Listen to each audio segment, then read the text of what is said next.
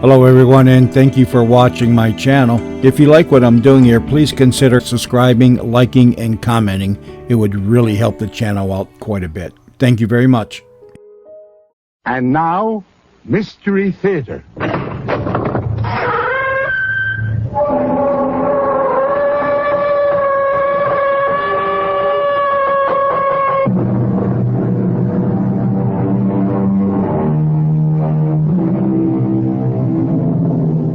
Come in. Welcome. I'm E.G. Marshall, and we're doing business as usual, featuring our full assortment of the mysterious and the bizarre. Quis custodiet ipsos custodes? Who shall guard the guards? Or, to take it a step higher, who shall judge the judges? This was a problem that plagued the ancient Romans, and obviously it remains with us to this very day. And actually, the act of judging is a highly hazardous affair, because the book warns us, "Judge not, lest ye be judged." And so, between the necessity to judge and the admonition not to do it, we human beings are in a constant state of doubt, which is not the worst thing in the world. Hold! Hold on there. What you want? What are you doing with that pistol?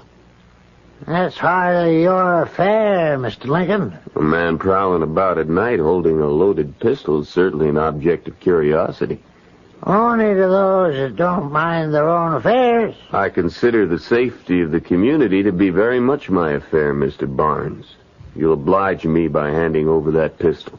And you'll oblige me by going about your own business, Mr. Lincoln. I'm afraid I'll have to take that pistol. I'd advise you not to try it. Hand it over, sir. I warn you, not another step.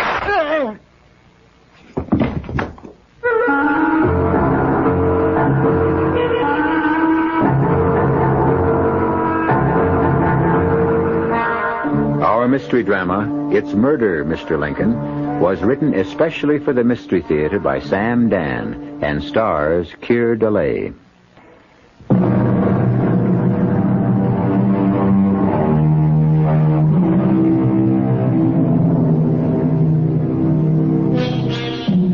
When conditions are bad, we Americans always spend a great deal of energy not in finding a solution to the problem, but rather in deciding what to call it. Is it a depression? Is it a recession? Back in 1837, they called it a panic. So you see, we have made progress. 1837 was certainly a year to tighten one's belt. Definitely, it was not a favorable year to embark upon a new career. And a young man named Abraham Lincoln is discovering this the hard way. He has just settled in Springfield, Illinois, where he has opened a law office. Abe Lincoln sits in his law office and waits for clients. This afternoon, as usual, he is sitting and waiting. And although he is completely unaware of it, a case is being created for him just down the street in Fellman's Tavern. Now, what I want to know is, what's the point in having Martin Van Buren sitting in the White House? Why, we might just as well have Andy Jackson. Oh, well, Tom, Andy's old and sick. Why, he's half dead. Well, better an Andy Jackson who's half dead than a Martin Van Buren who's all alive. Yes, that's a good one, huh? Yeah, he sure is. I have to remember that one. Good afternoon, gentlemen. Good afternoon. You want to hear a good one, sir? I was just saying to this gentleman here, Mr. Ephraim Barnes, I was saying, better a half-dead Jackson than an all-alive Van Buren. Isn't that what I said, Ephraim? Something like that. Are you Tom Feldman?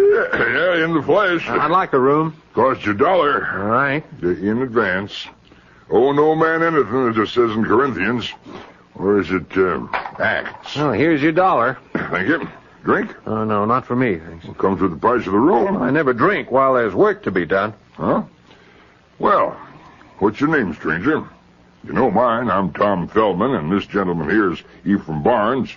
He runs the bank. Ah, glad to meet you, Mr. Jones? Franklin Jones. What's your business, Mr. Jones?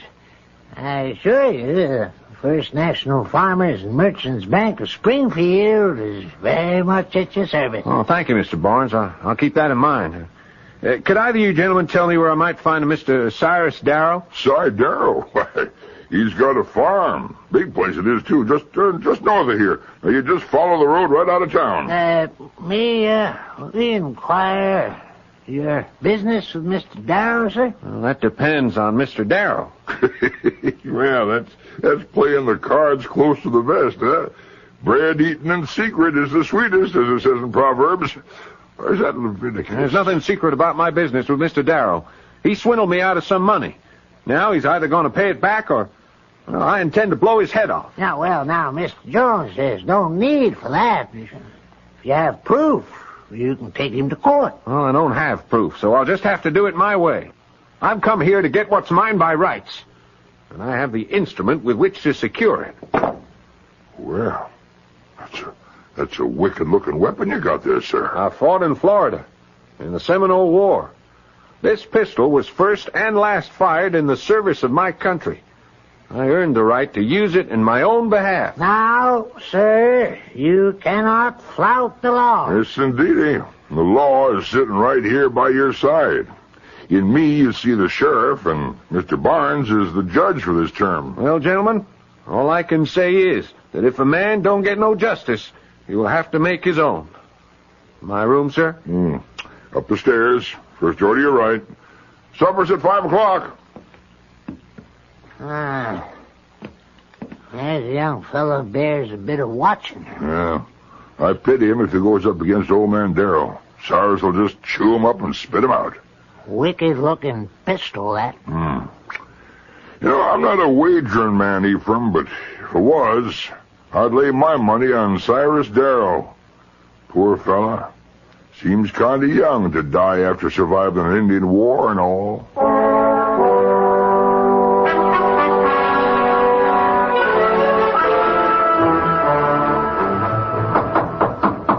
Who the devil's name's out there this time of night? What's your business with me? Go on home. Got a bone to pick with Cyrus Darrow? You come round in the daylight time, like honest, respectable folk. All right. Don't bust her down. I'm coming. Oh, well, so it's you, eh? Come whining around to see if I'll leave you off the hook, eh? Well, you can hang there and squirm till I'm good and ready to... You think that pistol can scare me, eh? You ain't man enough to... come on now. Hand it over before I make you chew it up. You yellow-bellied...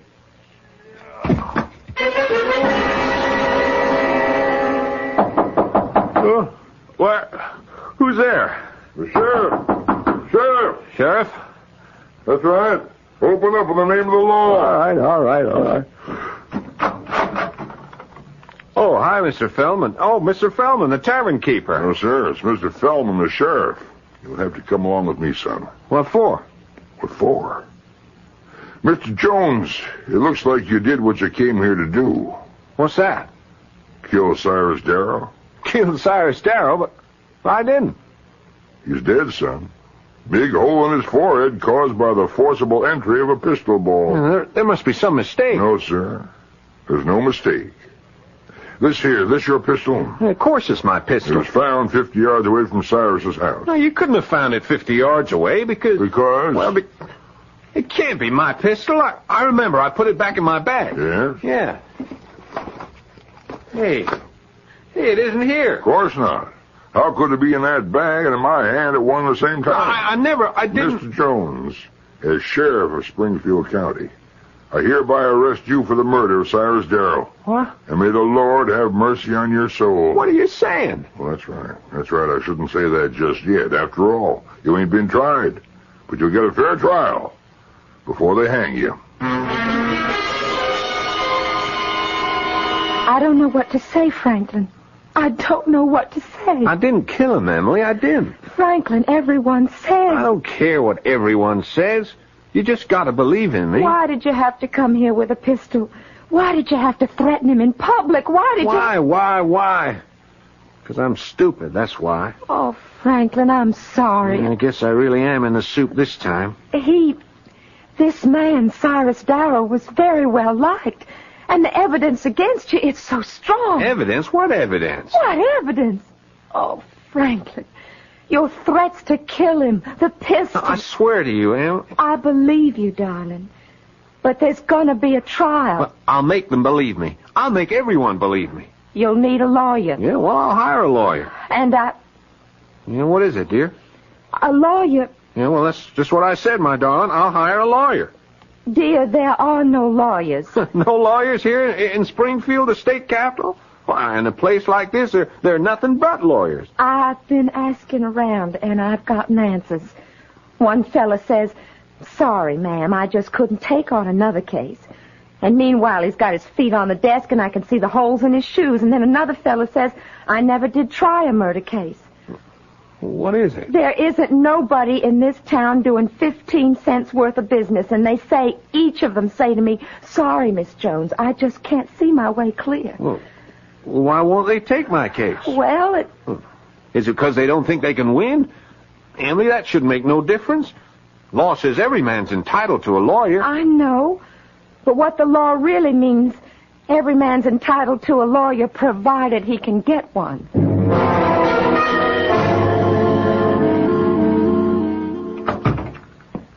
Yes, ma'am? Are you Judge Barnes? Well, here in the bank this week, I'm Mr. Barnes. I don't start being Judge Barnes till next week. Now, who do I have the pleasure of addressing? My name is Jones. Emily Jones. Mrs. Franklin Jones. Oh, Judge, my husband can't find himself a lawyer. Surely, Miss Barnes, in all of Springfield, there must be somebody who don't mind ruining his reputation? Now, Miss Barnes, lawyers don't see things that way at all. Then how does it happen no lawyer's willing to defend my husband? Well, it's a busy time. How busy? Look at your bank. Ain't a soul in here except you and me. Yeah, well... Well, what, sir? People going broke left and right, nothing being brought in or sold, no contracts to draw up. What are all these lawyers doing? Well, I'm sure if you look around... I looked everywhere. And everybody's turned me down. Everybody? Everybody. Ah. Have you spoken to a man named Lincoln? Abe Lincoln? Abe Lincoln? No, the names ain't familiar. Well, I should give Abe a try. He's the kind of lawyer take any case he can get. Well, I must say, Judge, that don't sound like a very enthusiastic recommendation. Well, ma'am, it's the only recommendation I can give you.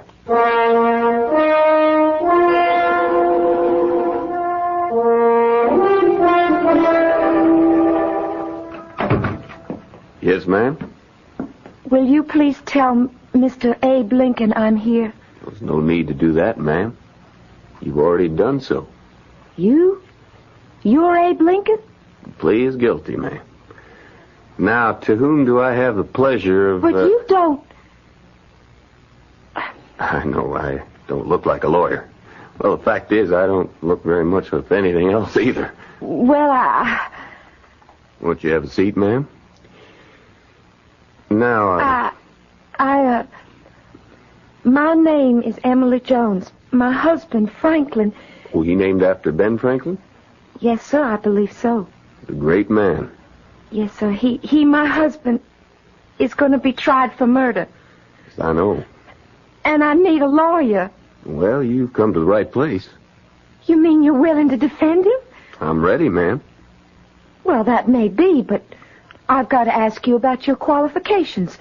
How many murder cases have you tried? How many? To be exact, ma'am, none. None? Miss Jones, a fella has to start someplace. Well, but not with my husband. Well, I do have one qualification. Matter of fact, it could turn out to be the most important qualification of all. What's that? I'm the only lawyer in town willing to take the case.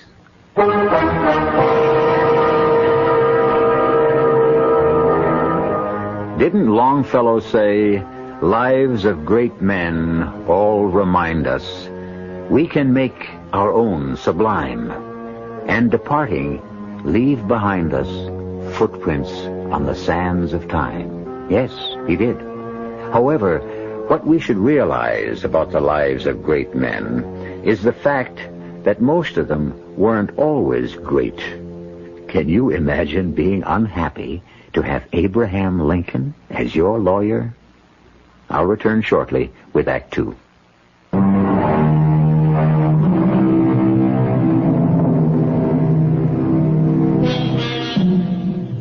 His name is Franklin Jones. Right now, he is in the jailhouse in Springfield, Illinois, in the early autumn of the year 1837. He's accused of murder.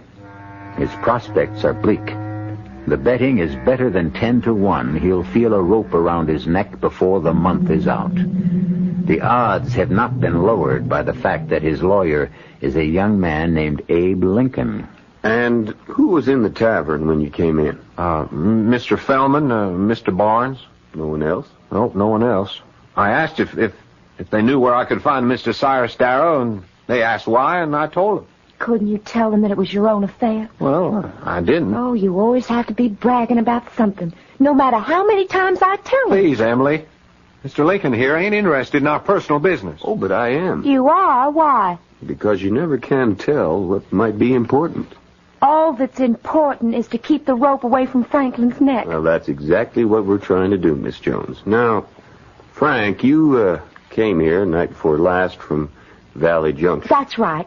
We just started farming. Miss Jones, I'd appreciate it if we'd let Frank answer. Well, I can give you the facts fast and clear. I know, ma'am, but, well, Frank's going to need practice. He'll be the one that has to answer at the trial. So, Frank, you came here the other night. You engaged a room. You stated your business to Mr. Fellman and to Mr. Barnes. Like a fool. Yes, sir, that's right. And you showed them the pistol. Why? Well, the pistol was a present to my dad from General William Henry Harrison. Dad was with Harrison at the Tippecanoe. You see? He wanted to brag about it. Mr. Fellman and Mr. Barnes, well, they weren't easy fellas to talk to. You know what I mean. I know what you mean, Frank. So I just went upstairs to my room and I went to bed, figuring I'd see Cyrus Darrow first thing in the morning. And, well, the next thing I knew, there was a knock on the door, and it's the sheriff. I'm being arrested for murder. And at no time during the night did you arise from your bed and go forth to Mr. Darrow's place and shoot him? I did not shoot him. I was asleep in my room. Well, we have to make that defense stand up. You sound like you don't believe him. Oh, I believe him. I'm not the problem. We've got a judge and a jury to consider. Now, Frank, the pistol, where was it? In my bag. You placed it in the bag before you went to sleep? Yes, sir. Well, how did it get to where it was found? In the field, 50 yards from Mr. Darrow's door? I don't know. Well, the prosecution will say that you went there, shot Cy Darrow, fled from the scene, and in your guilty terror and confusion, you dropped the gun. Well, I couldn't have dropped the gun when I wasn't even carrying it to start with. I wasn't there. Well, then we must claim that someone came into this room while you were asleep and stole that pistol. Yeah, well, that's the only way it could have happened. You, were conscious of no one? Oh, I was asleep. Tell me this. What was your business with Mr. Darrow? Why do you want to know? Frank? Is that important? It's the first question the prosecutor will ask. I should know. Oh, all that was before he was killed. Frank? Well, I enlisted in 1829. 1830. Oh, 18, yeah, that's right. And I served in Georgia and Florida. And when I wanted to marry Emily, well, you don't get married on sergeant's pay. Oh, not to me, you don't. Anyway, there was this fella in the company, first platoon he was, a funny little fella, fat and baldy, you know, but smart. He was a Frenchman or a German or something like that. He spoke funny. You know, the Army's full of all kinds of foreigners. Well, they had to run here because they're having all kinds of revolutions in Europe. Will you get to the point? Now, why should Mr. Lincoln care beans about them revolutions in Europe? Yeah, well, his name was Fuller, and he knew all about plants and flowers, you know, and he said, Jonesy, some of these varieties could grow very well up north if... Yeah?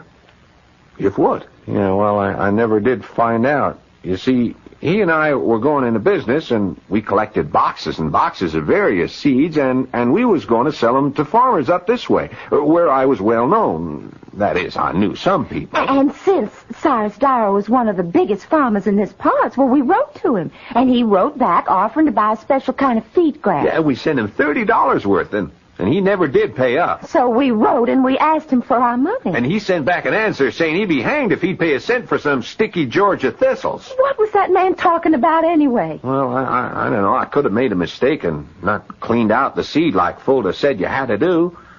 Well, he invited me to come up and look at his brand new thistle patch, and also give him the opportunity to wring my neck at one and the same time. And I said, Frank, you go up there and you get your money. Well, did I know he was going to take a gun? And at no time, then, did you visit Darrow's farm? No, sir, he did not. He was nowhere near that place. Frank? No, sir. As far as you know, it could, that is, the seed you sold him could very well have been thistle, or burrs, or whatever. Well, supposing there was. What does this have to do with the killing of Cyrus Darrow? You weren't up there, Frank? Well, I said I wasn't. Well, I'd better be getting along. Where are you off to? I think I'll ride up to Darrow Farm. Whatever for? I might learn something. What's to learn? The man's been murdered. We know that. Well, I might find some evidence. What kind? I have no idea, but I have to look. You mean you're going to look for something and you don't know what? Yes, I suppose you could put it that way.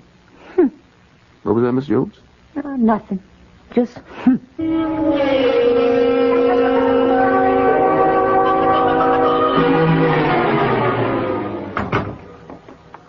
Hello, Abe. How are you, Tom? Fine. Sit down.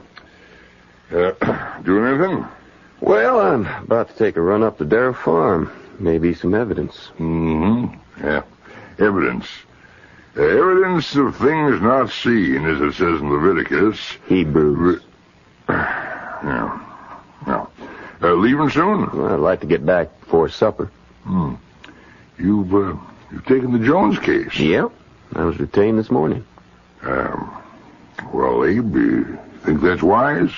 Wise? I'm a lawyer. Well, you have to think of your career. You know, you gotta lose that case. It's plain as a cabbage on a rose bush. The boy's guilty. Isn't that why we're having a trial? Oh, we're having a trial because the law says he's got to get one. But you know what the verdict's going to be. Tom, I'm surprised at you. No, Abe. You're the surprised one. Now, look, you can't win. If you lose, you look bad because you're a loser. And if by some miracle, you could have a miracle, because as Milton says, the age of miracles is forever here. That was Carlyle. Carlyle. Well, anyhow, if by a miracle you win, well, folks will resent it. Why? Well, the boy's so obviously guilty, people want him to hang. Look, Abe, I'm thinking of your future. My future? Yeah, you could have a great future in politics. I've seen you operate. Why was you single-handed got the state capital to move up here from Vandalia? Oh, no, that's not really true. It is. Now, Abe, you could go far. Oh, no, not me. No, why do you say no? Well, I just don't look like a politician.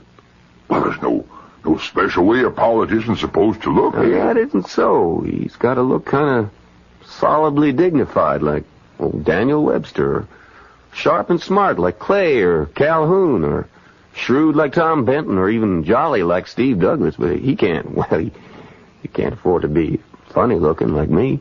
Well, I wouldn't say he was all that funny looking, eh? Well, I'm too tall, too thin, and I'm too bony and gawky. But you got all the brains. Well, brains alone was never enough. Abe, is there some way you could get out of trying this case? Now, I mean it for your own good. Cy Darrow was well-liked. I wouldn't get out even if I could, Tom. Cy was very well-liked, and folks are mad. You think about that. Well, there's nothing to think about. Well, just thought I'd paint you a picture.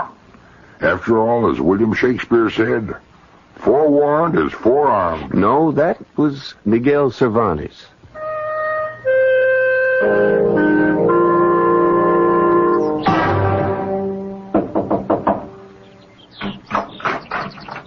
Wow. Hello there, Abe. Good day, Mr. Bennett. What brings you out here, Abe? Oh, I thought I'd come out here and look. For what? Oh, for anything I could find. I saw someone moving around in the house. Turns out to be you. Well, I was his lawyer. I'm just getting his papers put together. Well, come in.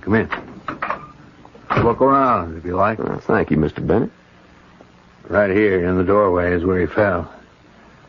I found the body, in the morning. I'd come by to go over some contracts.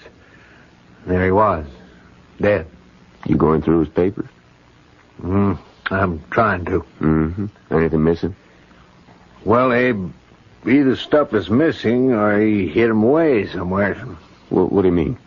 I mean, he didn't tell his lawyer everything. No client ever does. You're going to find that out. Well, what would seem to be missing?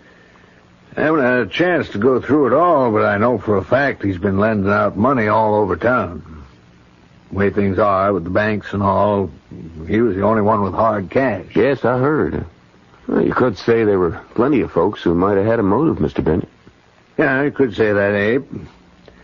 But I think your man's going to pay the bill. But he told me he never even came up here. Now, I know, Abe. But when you've had as many clients as I have, you learn how easily they can lie to you. It's hard to believe this boy isn't telling me the truth. Yeah, that's what makes it so dang difficult. Maybe he thinks he's telling you the truth. Abe, you're in trouble on this case. Admit it.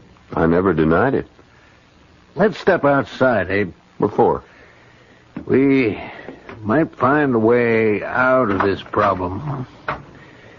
Now, Abe, just off to your left, leading to the road, there's a full acre, and it's planted in what?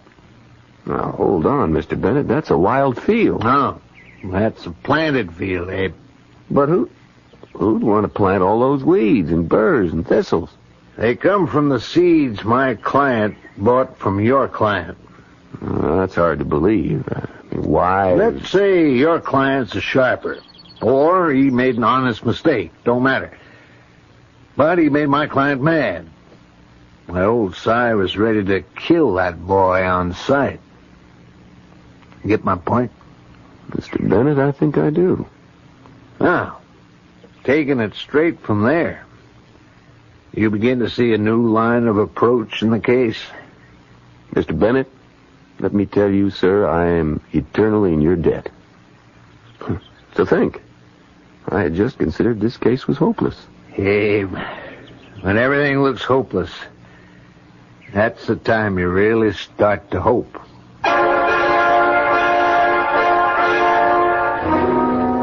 And, of course, that was a lesson that Abe Lincoln never forgot. Certainly in the years to come, he would be faced with more apparently hopeless situations than almost any other president. But our concern is with the case in hand. And what is the light that has suddenly dawned? Well, that will all be made visible when I return in just a few moments with Act 3.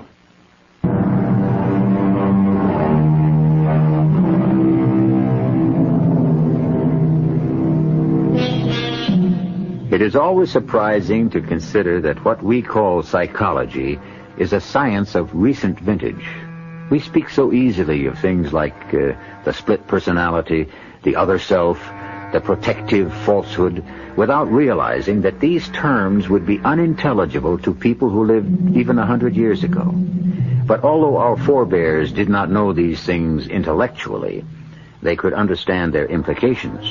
After all, Sigmund Freud was only 10 years old when Abe Lincoln died, yet Lincoln already sensed a great deal of what Freud was to discover. No, Mr. Lincoln, he don't lie to me.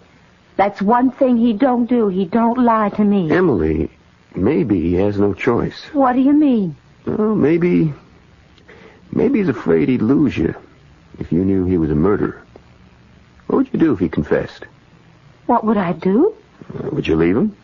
Well, You see? Oh, I'd raise up a storm, I guess. I'd holler and rip, but afterward, well, I'd stand by him. Well, then you must convince him of that. But will it save him? At least it's a defense. I could plead it. This way, all I'm doing is begging the mercy of the court. But will it work? Self-defense always gives a man a chance. How much of a chance? Well, I'm a lawyer, Emily. I'm not a prophet, but we can get witnesses to prove that Cy Darrow was furious with Franklin. But why? Because Franklin had sold him nothing but weeds. How do you know? I was up there, Emily. I saw them. A strange kind of growth for this part of the country. Brambles and burrs and weeds. It really wasn't Frank's fault, Mr. Lincoln. He just doesn't know. But Cyrus Darrow was boiling mad. Now, oddly enough, this could create some sympathy for Franklin. How? They'll all think Frank was a swindler. Well, maybe not a swindler, more of a sharper. Oh, what's the difference? Well, Emily, you have to know these old horse traders up here. They might even admire him. Why? Because he's done something nobody else was ever able to bring off. What's that? He got the better of Cy Darrow in the deal. He went up to see Cy to brazen it out, being careful, of course, to bring his pistol. The fact that the pistol was given to him by General Harrison won't hurt either. Well, then, you think we've got a chance? Yes, Emily, I would say, what with one thing and another, we've got a fighting chance. No! No? What do you mean, no? You heard, Emily. I said no. But Mr. Lincoln just explained. I know what Mr. Lincoln just explained. Don't you understand? If you don't plead self-defense, you're sure to hang. Well, I ain't gonna do it. Why? I told you once. I told you 1,000 times. I wasn't there. What, Frank? I didn't kill him. I give up. What can you do with him, Mr. Lincoln? Mr. Lincoln, would you want me to get up there on that stand and tell a lie? Is it a lie, Franklin? You mean you didn't kill Cy Darrow in self-defense? Huh. Here's a hole to be in. A man's wife won't believe him. His lawyer won't believe him. Frank, we only Franklin, I can only plead the defense my client gives me. Since I wasn't at the scene of the crime when the murder took place, I don't know what happened. Well, I don't know neither. I wasn't there myself. I was asleep in bed in my room at Feldman's Tavern. But, Franklin, nobody's going to believe that. Well, ain't that what I got a lawyer for, so he can make folks believe me? Or is this case too tough for you, Mr. Lincoln? Well, it's tough enough. Hey, did you find anything up there at Darrow's place? How'd you know I was up there? Well, look at your pants. Oh, yeah. Yeah, them little burrs. Almost too small to see, unless you're looking for them. Yes, sir, you'll be picking them off your pants legs for weeks. I thought I'd gotten rid of most of them. No, sir, they're hidden where you can't even see them. And some of the seeds, why, they'll even germinate on the clothes, seems like.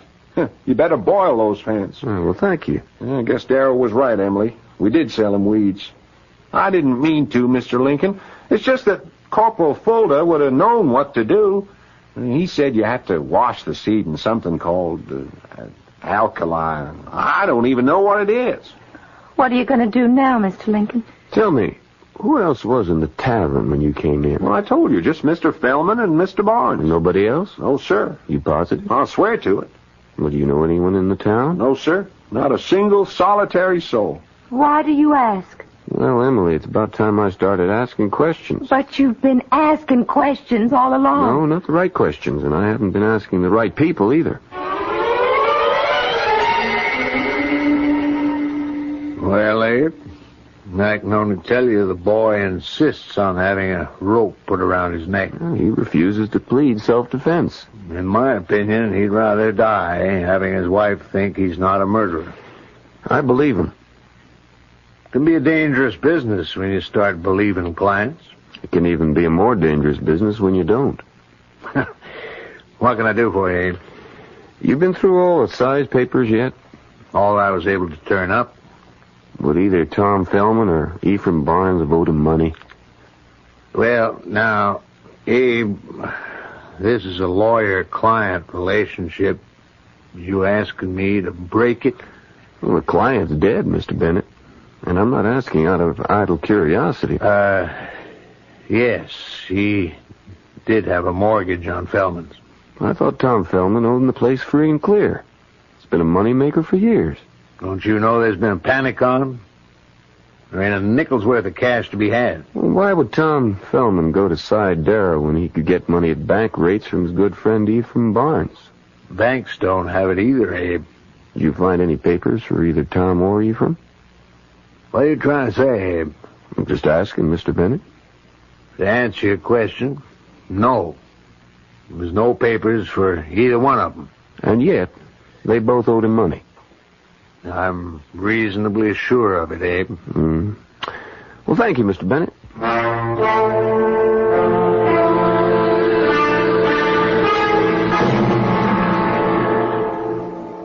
Good afternoon, gentlemen. Well, Abe. Afternoon, Abe. Have a drink.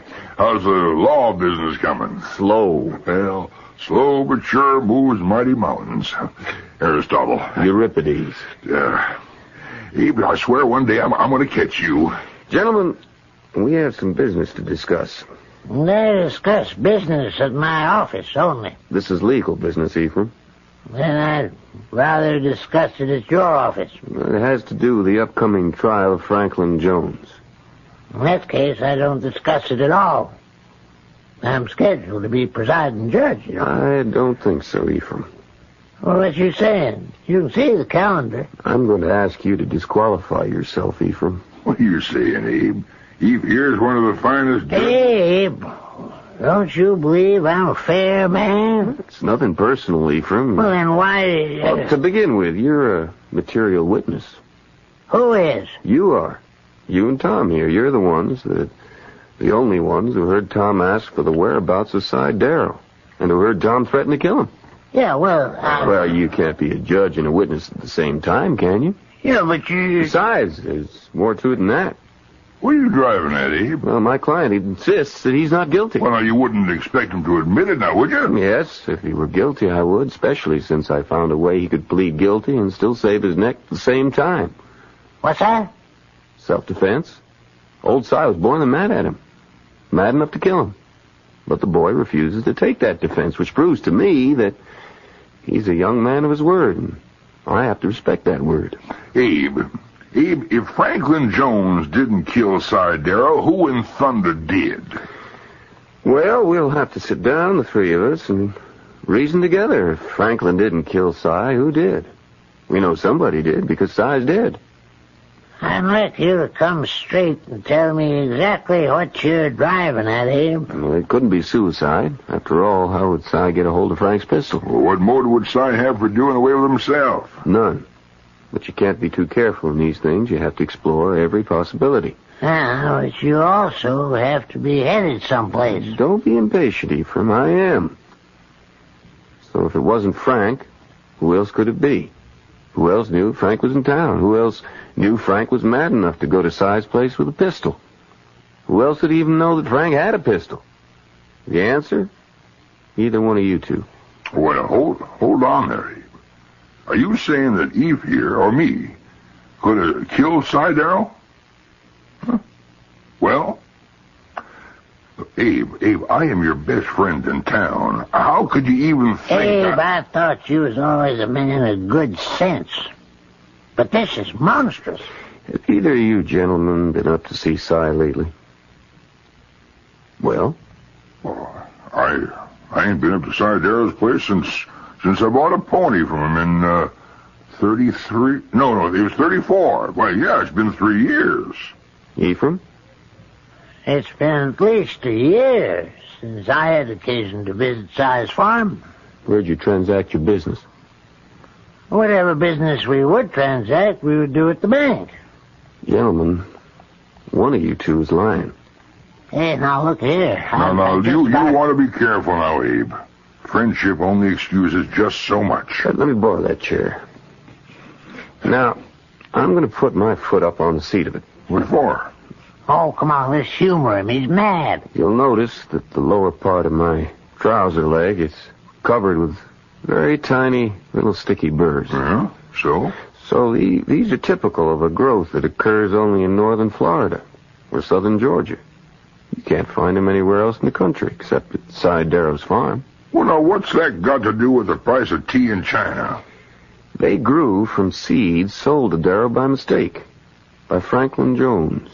I still don't see what you're driving at. I was up there just before. That's how they got all over my pants leg. Now, will each of you gentlemen please place his foot up on the chair? I'll be hanged if I do. Is that a prophecy, Ephraim? Eve, them little burrs, them sticky little burrs. You got them on your... Ephraim, if you wasn't up at the Darrow place, how'd them little burrs get all over your pants?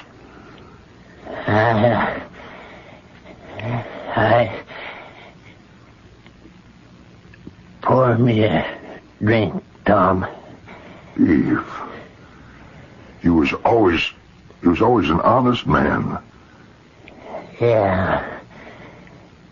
For 50 years, I've been honest as the day is long.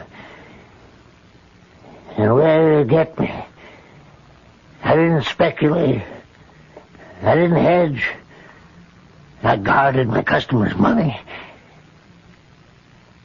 And I got wiped out. I had to borrow from Darrow. And he was going to take away my bank. Well, this boy came marching in here and... And you decided to steal his pistol and kill Darrow yourself. Well, it wasn't that clear cut, It just worked out. And I found my notes and destroyed them. Yours too, Tom. Ephraim, a man like you, could you really let that boy hang for you? Could you? Abe, I'd like to think that in the end, I wouldn't let that boy hang for me. I'd like to think that. Would your conscience let you? Conscience? Abe, when you face the rope, you know the saying, conscience does make cowards of us all. Cervantes. No, Shakespeare.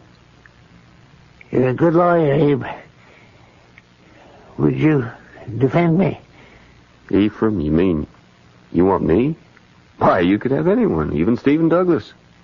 I want you, Abe. Nobody but you. Thank you, Ephraim. I'm grateful. I'm humbly grateful.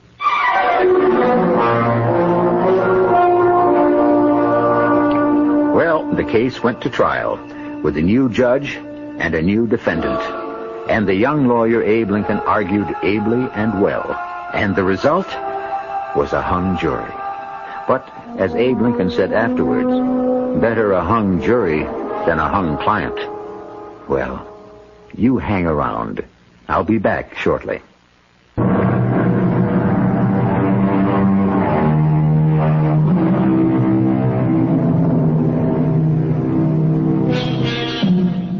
Franklin and Emily Jones, Tom Fellman, Ephraim Barnes, they are all obscure footnotes in the book of Abraham Lincoln's life. And yet, these are some of the nameless, unknown people who helped shape his character. All around us are young men and women whom we, in our anonymous fashion, are also molding by our precept and by our example. And we are molding them into what? Think about it. Our cast included Keir DeLay, Jennifer Harmon, Paul Hecht, Joe Silver, and Robert Dryden. The entire production was under the direction of Hyman Brown. This is E.G. Marshall inviting you to return to our Mystery Theater for another adventure in the macabre. Until next time, pleasant dreams.